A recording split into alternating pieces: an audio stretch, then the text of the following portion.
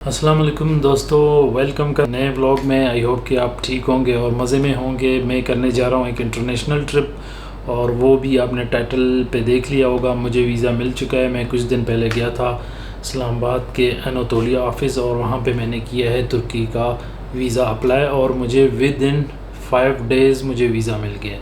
तो आजकल आप बड़ा इजी आप ख़ुद ही अप्लाई कर सकते हैं और डायरेक्टली आप जा सकते हैं अनातोलिया के ऑफ़िस। किसी एजेंट की ज़रूरत नहीं है, किसी को पैसे देने की ज़रूरत नहीं। ख़ुद अप्लाई करें, ख़ुद सारे डॉक्यूमेंट्स प्रिपेयर करें और जाके आप वीज़ा अप्लाई करें।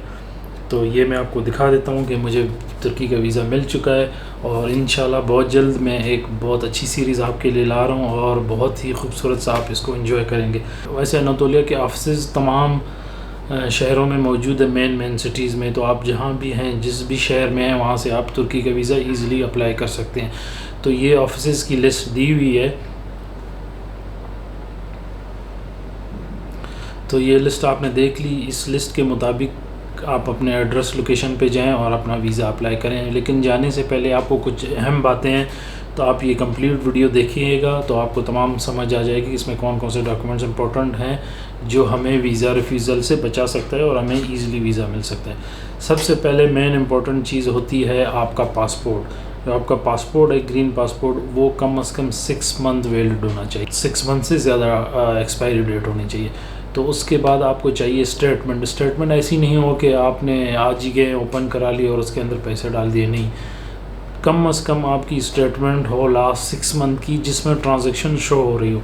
कोई भी बिज़नेस आप करते हैं, मैं तो अपना बिज़नेस करता हूं तो मेरी ट्रांजैक्शन होती रहती हैं, तो मुझे उस चीज़ में कोई इशू नहीं है। मैंने 6 मंथ की निकाल के वो सबमिट करा दी। उसके साथ आपको चाहिए होता है अकाउंट मेंटेनेंस लेटर, तो वो भी आपको बैंक से मिलेगा, प्लस 6 मंथ की स्टेटमेंट हो जिसमें ट्रांजैक्शन हो रही हो, और कम से कम कितना बैलेंस वो डिपेंड करता है कि आप वहाँ कितने दिन के लिए जा रहे हैं, मंथ के लिए जा रहे हैं, 15 डेज़ के लिए जा रहे हैं। तो कम से कम 1 मिलियन के आसपास बैलेंस होना चाहिए, फिर थोड़े स्ट्रॉन्ग हो जाते हैं। ये नहीं कि आपने 1 मिलियन एक साथ डाल दिए।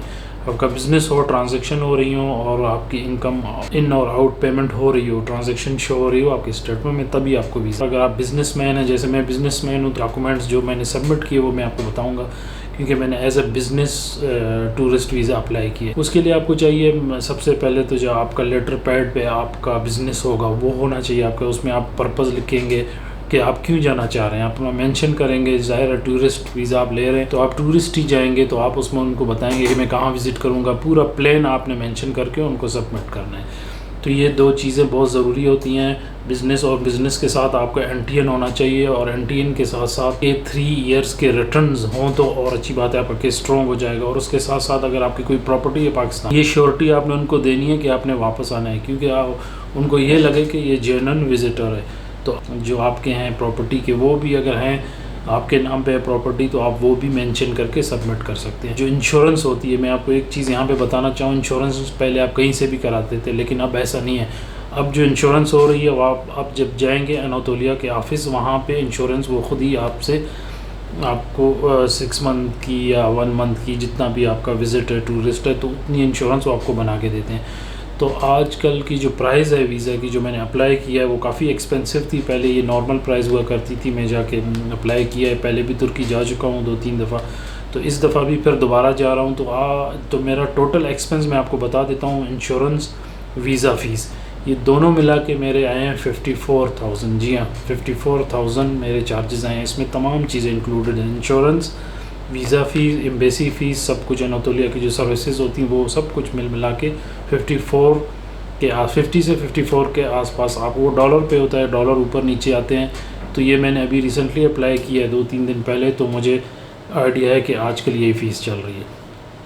तो ये मेन ज़रूरी चीज़ें। उसके साथ आपका लेटर पैड हो गया, आपकी स्टेटमेंट हो गई, आपका पासपोर्ट वैलिड हो गया, और आपका NTN हो गया, आपकी रिटर्न टिकट्स हो गई।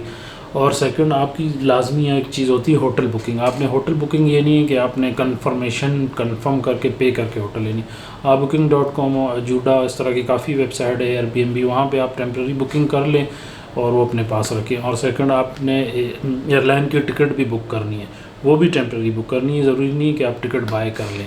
हो सकता है आपका वीज़ा ना लगे तो आपकी टिकट तो ज़ाया हो जाएगी। तो इसलिए आपने टेम्प्रेरी अपनी एयर टिकट और होटल बुकिंग, ये दोनों चीज़ें इंपॉर्टेंट है, ये आपने लेनी है। और उसके अलावा ये सब डॉक्यूमेंट्स ले के आपने बैकग्राउंड, वाइट बैकग्राउंड जो तुर्किश एम्बेसी का, वो आप किसी भी फ़ोटोग्राफ़र के पास जाएंगे वो आपको तस्वीर की पिक्चर ले लेगा जो एम्बेसी की रिक्वायरमेंट है उस हिसाब से, कि मैंने तुर्की के लिए पिक्चर चाहिए पासपोर्ट साइज़, तो आपकी पिक्चर ले लेगा। ये तमाम डॉक्यूमेंट्स लेके आपने जाना।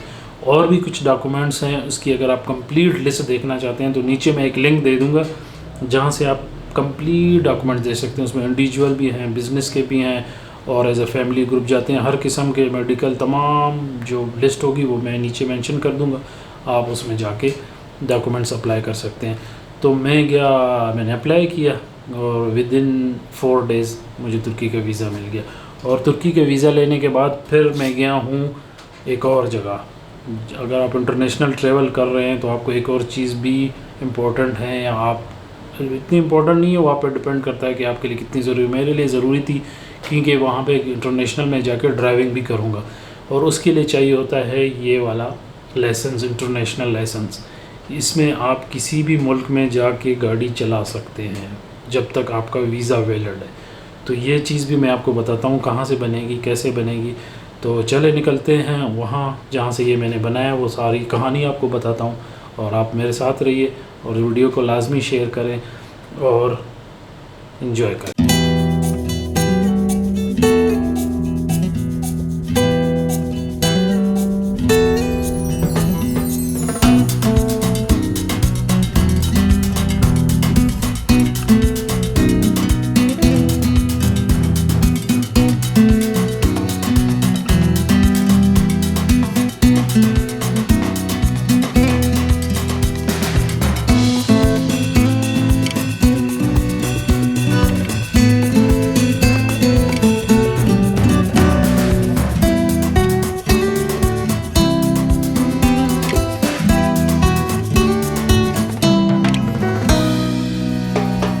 हम सिटीज़न फैसिलिटेशन सेंटर पहुंच गए हैं। यहाँ पे ये सर्विसेज दी जाती है।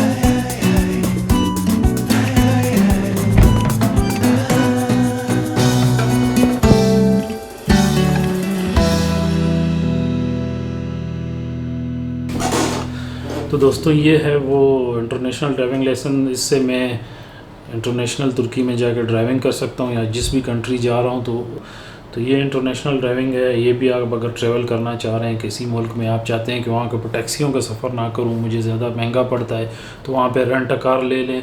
ईज़िली अवेलेबल होती है तुर्की में, हर जगह से मिल जाती है। कहीं भी आप जाकर रेंट अ कार ले लें और उनको ये लाइसेंस शो करें और अपना पासपोर्ट दें और गाड़ी ले लें, और पूरा तुर्की बाय रोड आप घूम सकते हैं। इसके थ्रू इंशाल्लाह आपको नेक्स्ट ब्लॉग्स आएंगे, उसमें आपको कंप्लीट मालूमात दूंगा कि रेंट अ कार कहाँ से मिलेगी, कितने की मिलेगी। ये आप मेरी आने वाली वीडियोस में देखिएगा, इंशाल्लाह बहुत जल्द ये वीडियोस आएंगी। तो अब मैं आपसे इजाज़त चाहता हूँ, और आपको इन्फॉर्मेशन काफ़ी मिल गई होगी। फिर भी अगर कोई क्वेश्चन है जो आप पूछना चाह रहे हैं मुझसे कि क्या ऐसी चीज़ है जो मैंने नहीं बताई, आपके समझ में नहीं आई, तो आप नीचे लाजमी कमेंट्स करें, मैं उसका कोशिश करूँगा आपको जवाब दूँगा। आप मुझे इंस्टाग्राम पे भी फॉलो कर सकते हैं, फेसबुक पे भी फॉलो कर सकते हैं, और मेरा ये जर्नी टू एवरीवेयर के चैनल को लाजमी सब्सक्राइब करें, शेयर करें। इंशाल्लाह आपके साथ और अच्छे व्लॉग शेयर करेंगे।